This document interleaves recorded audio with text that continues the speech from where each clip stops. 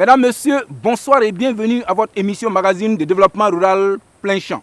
La pisciculture ou l'élevage de poissons, une activité qui se pratique de plus en plus par les Burkinabés. L'élevage piscicole comme l'un des moyens envisagés, la solution pour répondre à la forte demande en poissons des consommateurs. Pour ce numéro, intéressons-nous à cette activité qui se pratique en milieu naturel ou bassin artificiel par de nouveaux acteurs en quête de revenus.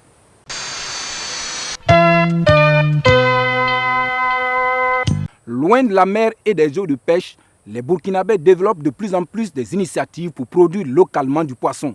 En 2019, par exemple, le Burkina a produit plus de 28 300 tonnes de poissons. Une production nationale qui prend en compte ces nouveaux acteurs qui font de la pisciculture ou élevage de poissons pour diversifier leurs sources de revenus. Au secteur 1 quartier Kuala de Tenkodogo, Arsène Minungu, pasteur évangélique, tient depuis 3 ans une ferme d'élevage artisanal de 3000 alevins pour un chiffre d'affaires annuel de 4 millions de francs CFA. Tour de ferme dans ce reportage. Des alevins de carpe et de sulure qui barbordent dans un étang. Bienvenue à la ferme La Grâce Divine, sise au secteur 1 quartier Kuala de Tenkodogo. Sur 0,5 hectares, Arsène Minungu, pasteur évangélique, a réussi la prouesse de redonner vie à cet espace, autrefois dépotoir d'ordures ménagères, un vrai trou à ciel ouvert. C'est demi-hectare, mais bon, on a morcelé, il y a l'église qui est au milieu. Bon, le reste là, on n'a pas encore exploité. C'est de ce côté-là qu'on a essayé d'exploiter pour le moment. C'était un trou où les gens jetaient des ordures. Nous, on a d'emblée une partie. Et maintenant, bon, l'autre partie, bon, comme on ne gagnait pas la terre, on a eu l'idée au moins de garder un peu d'eau. Aujourd'hui, grâce à la détermination du pasteur Minungu, le site jadis délaissé et dénudé est devenu un verger fruitier à l'intérieur duquel se développe une diversité d'activités dont la pisciculture. De manière artisanale, 3000 alevins sont élevés dans 4 étangs. L'histoire de Arsène Minungu commence en 2017. L'idée est venue de mettre des poissons pour voir. Donc on a mis des poissons, ça a réussi. Et quelques mois après, on a vu des alevins, beaucoup d'alevins. Donc on a essayé d'augmenter un peu. On a vu que ça progresse un peu. On a essayé de trouver des canalisations, faire des canalisations pour voir ce que ça allait donner. Le décor est unique et proche d'un verger fruitier. Ici, une passion se décline et un seul étang rapporte au promoteur plus de 250 000 francs CFA par récolte pour 2 récoltes annuelles possibles pour l'instant. Une activité piscicole très rentable, nous confie le pasteur Minungu. Si nous prenons 1500, 1750 francs le kilo, et si tu as au moins 1000 poissons, tu calcules déjà 4 mois, tu les sors, vraiment ça rapporte beaucoup. Avec un chiffre d'affaires annuel de plus de 4 millions de francs CFA, l'activité d'élevage de poissons du pasteur, qui n'est qu'à ses débuts, est suivie de très près par les services techniques d'élevage. Ici, nous on a commencé ça comme ça, avec l'idée d'élever le poisson, mais pas avec la connaissance. Donc, il y a trop d'erreurs ici. Voilà, donc l'eau, on a commencé là-bas. Normalement, l'eau doit sortir naturellement. C'est sur ses propres initiatives qu'il a démarré en fait la production piscicole. Et c'est par la suite que nous l'avons récupéré. Et dès que nous l'avons retrouvé, nous avons commencé quand même à l'encadrer sur le plan en tout cas pédagogique. Nous l'avons aussi appuyé par un kit de production. Grâce à cet appui conseil, le pasteur qui rencontre des difficultés dans l'application des itinéraires techniques a entrepris la construction d'un étang plus grand et plus moderne. On a essayé de construire un bassin qui va contenir 1000 poissons, 1000 alevins. Toujours sur le même site qui abrite son église, pasteur Minungu pratique de la maraîchiculture. Sur cette portion de terre, il produit de la tomate, des carottes, de la salade et bien d'autres spéculations. L'eau du poisson, nous l'utilisons pour arroser les arbres, les papayes, qui est tellement riche. Et nous essayons de faire le bio. Le bio, et on n'utilise pas de l'engrais, c'est de l'eau de poisson seulement que nous utilisons pour arroser nos arbres. Et on voit que ça porte très bien.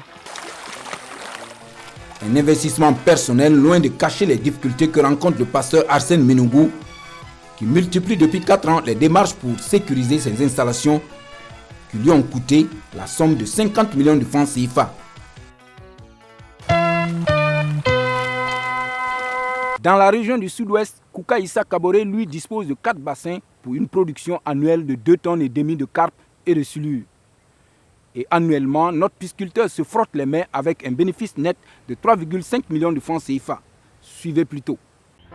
Il est 15h temps universel sur les abords du fleuve Mouhoun, à quelques encablures de Ouessa dans la province du Yoba. C'est l'heure de manger pour les poissons de Félix Nébier. C'est le deuxième et dernier repas du jour pour les habitants de ces bassins. Et c'est comme ça ici, chaque jour, depuis maintenant 14 mois. Félix est un employé de Kouka Issa Kaboré. Propriétaire d'une bananeraie, M. Kaboré s'est lancé dans la pisciculture en vue de diversifier ses sources de revenus. Pour moi, il y a des gens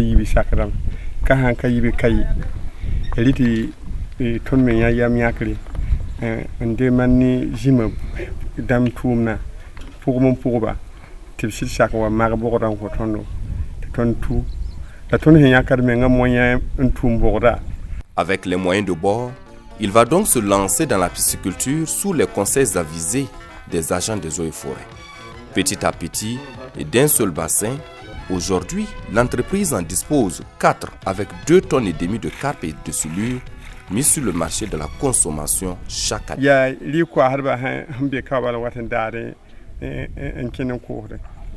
Ici, la pêche se pratique chaque 6 mois, aussi bien sous le contrôle du chef d'entreprise que sous les regards des clients.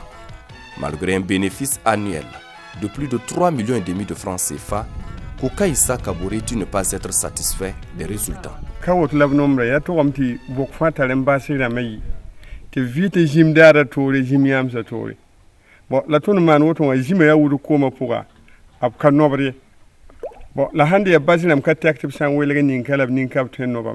Ce sont des bassins de 20 mètres sur 15 avec une profondeur d'1,90 m. La pisciculture ici se pratique avec l'eau du fleuve Mouhoun, située à plus de 800 mètres. Et c'est par le biais de cette motopompe que les bassins sont fournis en eau. De l'eau qu'il faut changer tous les 20 jours, nous confie Kouka Issa Kaboré, qui emploie pour cette activité 5 autres personnes.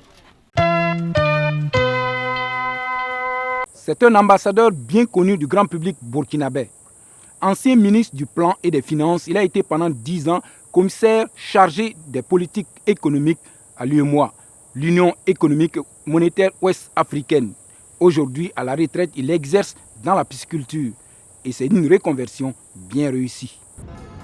C'est ici, sur les rives du barrage Nabazanga de Koubri, dans la banlieue sud de la capitale Ouagadougou, que l'ambassadeur Frédéric Assomption Korsaga passe désormais l'essentiel de son temps. Loin des enclaves diplomatiques et autres salles feutrées, c'est au bord de ce cours d'eau qu'il s'est installé sur une exploitation de 4 hectares peu ordinaire.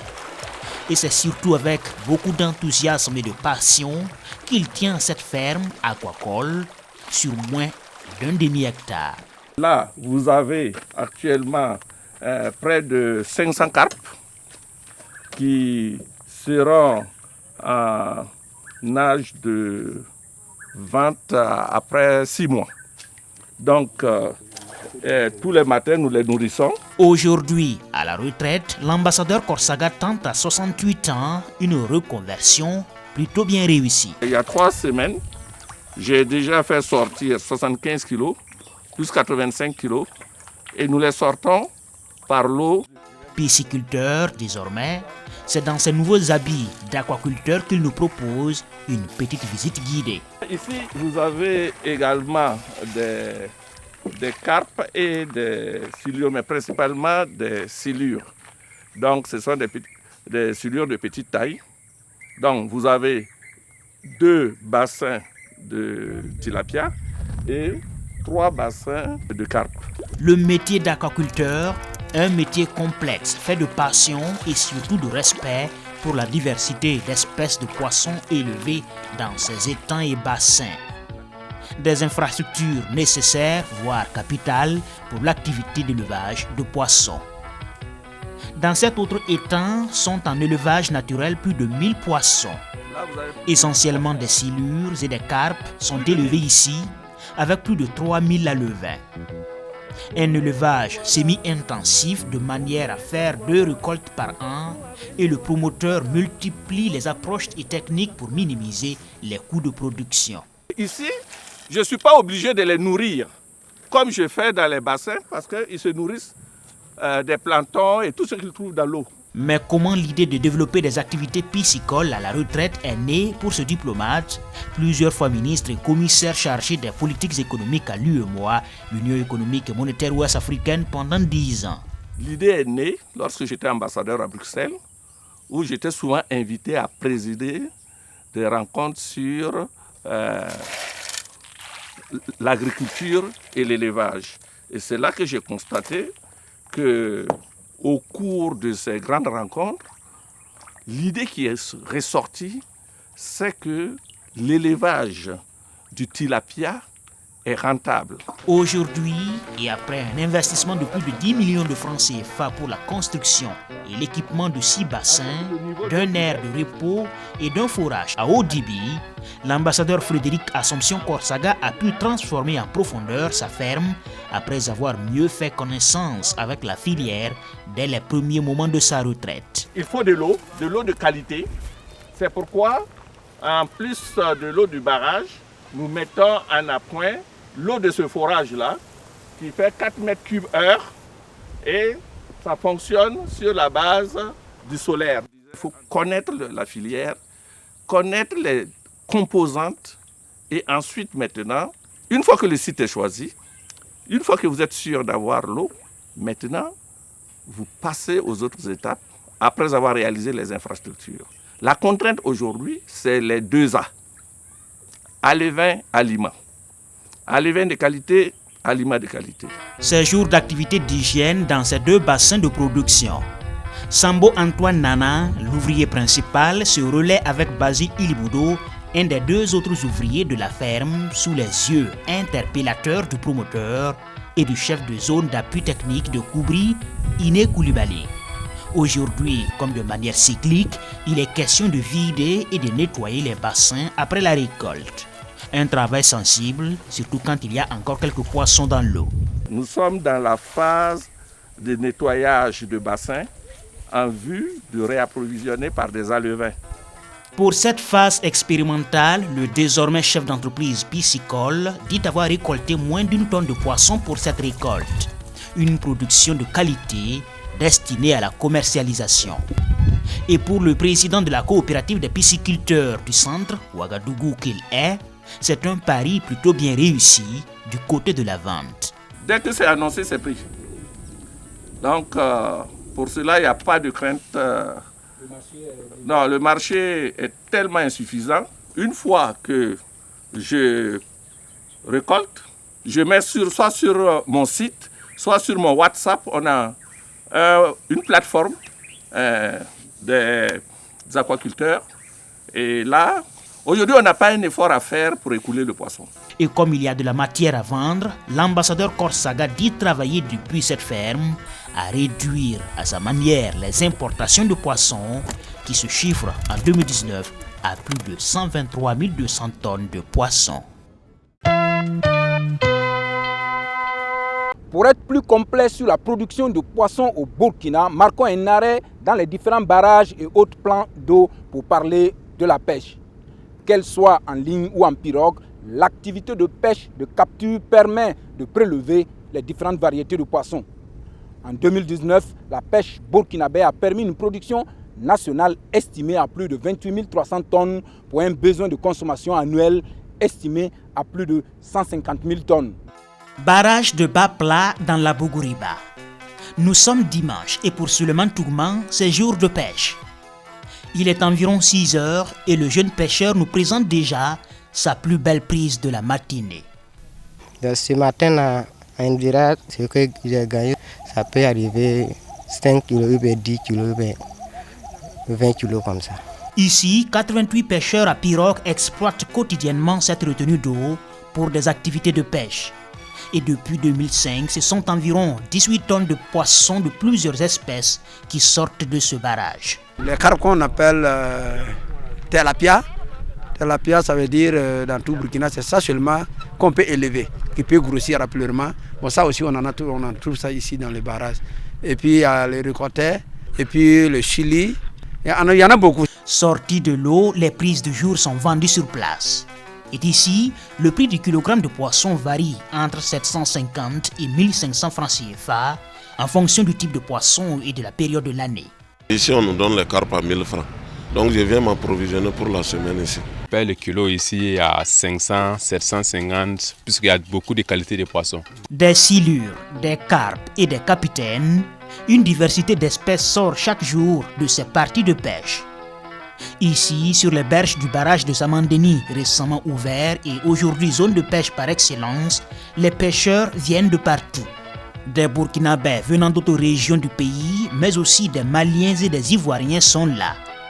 Et du matin au soir, ce sont des va-et-vient incessants de pêcheurs et d'acheteurs qui se côtoient chaque jour à la recherche de quelques-unes des 40 espèces de poissons reparties en 14 familles qui peuplent Samandeni, l'un des 4 plus grands barrages du Burkina.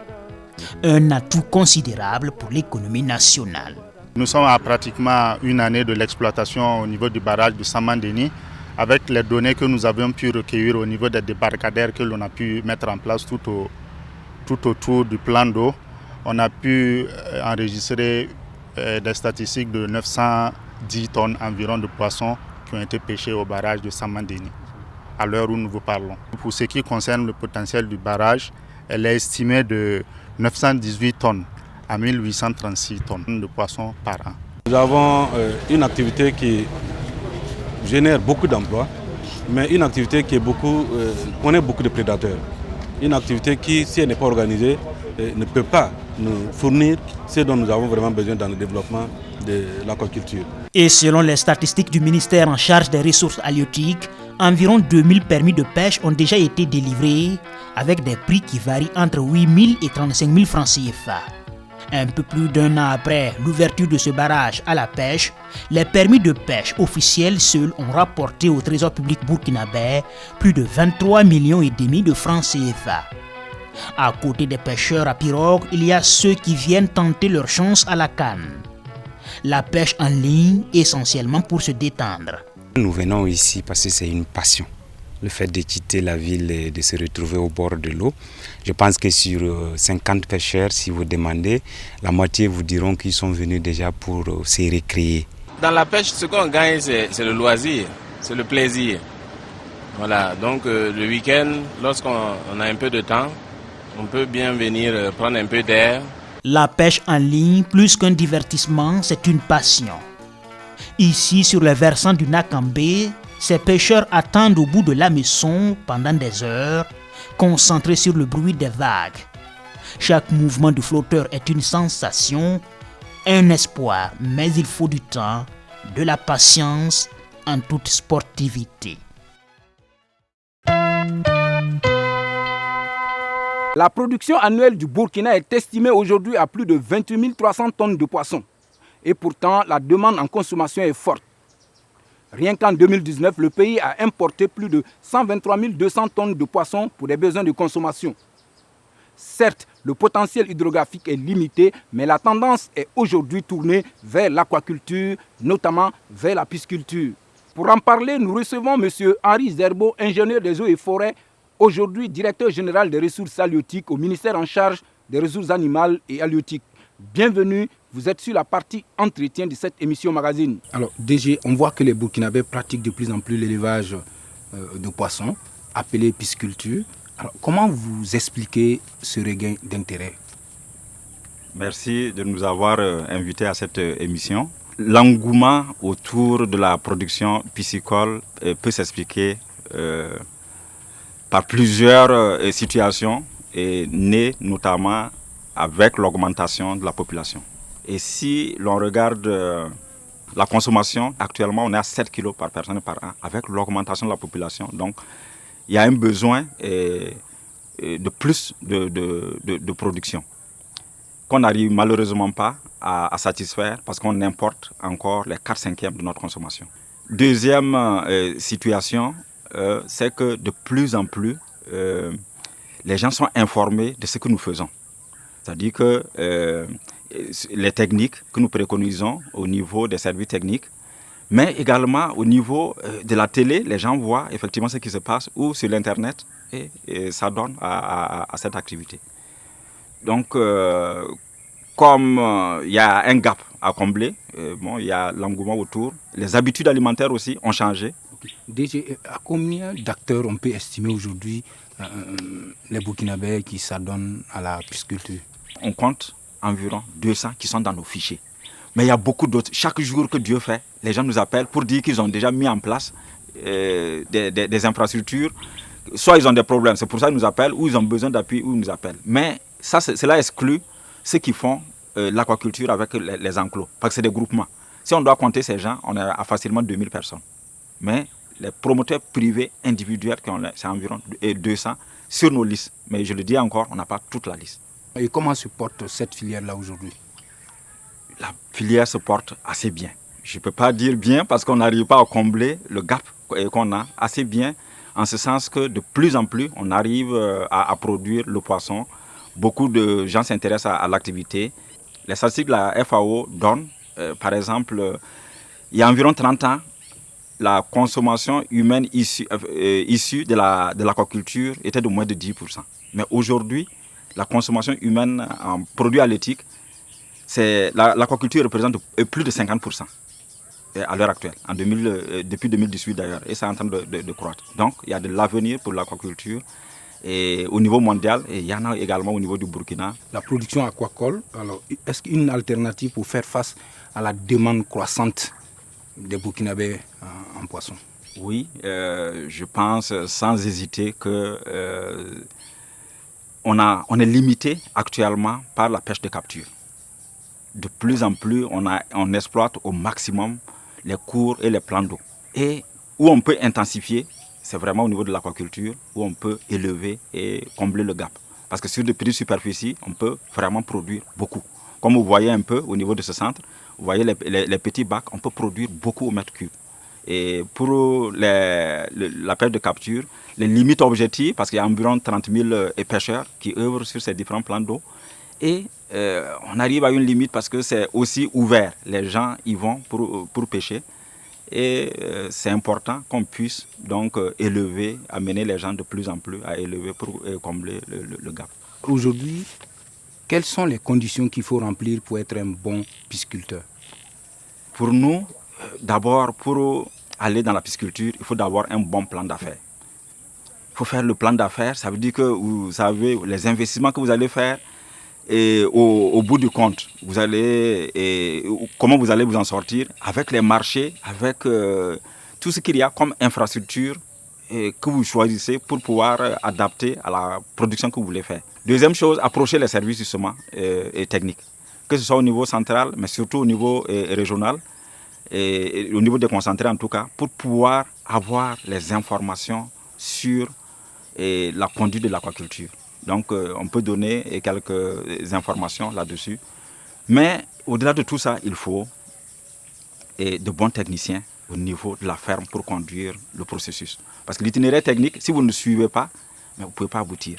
Quand on va vous dire, par exemple, il faut renouveler l'eau, il faut savoir quelle quantité donner d'aliments et à quelle période il faut nourrir, il y a un certain nombre de paramètres. Si vous ne maîtrisez pas, vous allez justement produire à perte. Le poisson vit dans l'eau, donc il faut de l'eau en permanence et en quantité, parce que sans eau, c'est difficile. Il faut vous assurer que vous allez avoir de l'aliment permanemment. Il ne faut pas qu'il y ait une rupture au niveau de votre site. Le choix de l'espèce également en fonction des infrastructures, il faut choisir la bonne espèce à élever en fonction de vos infrastructures ou choisir les infrastructures en fonction de l'espèce que vous allez élever.